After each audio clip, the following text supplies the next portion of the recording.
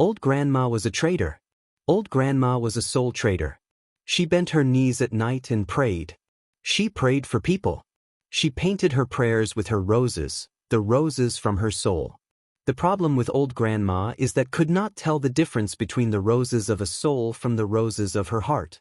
Effective prayer is prayer with intention, which is to say, we really pray, in contrast to a habit of tossing a brief prayer into the wind, just in passing, just in case. Heaven trades with realness, the sense of actuality, or actual in our lucidity, because lucidity of awareness in our mind is a thing without a filmy layer. When we pray for someone, we should not give part of us away, not place inside the prayer a little bit of our soul. Because sometimes I think when we pray before God we put ourselves, a little bit of our being, a little bit of the self of our being which ought to be kept, into the prayer as though to add that for a trading agreement. An imposition, a bite cut out of our soul, to convince God to answer the prayer. This is obviously dangerous. We can't give ourselves away, we can't sit in the prayer ourselves. So our prayers must have roses from the heart, not roses from the physical soul.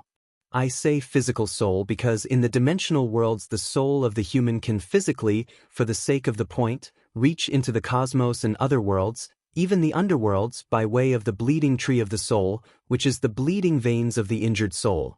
That kind of soul spill into the cosmos, and there are beings out there who can feed off of it, or capture parts of the soul structures.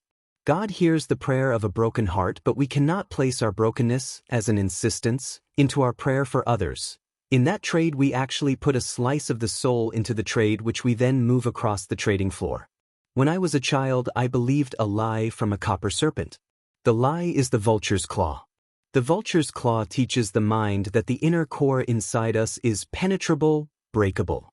Inside the human and the many structures is an inner core, the crystal jar, or a container of our deep self, exquisite self, guarded inside a sort of glass container.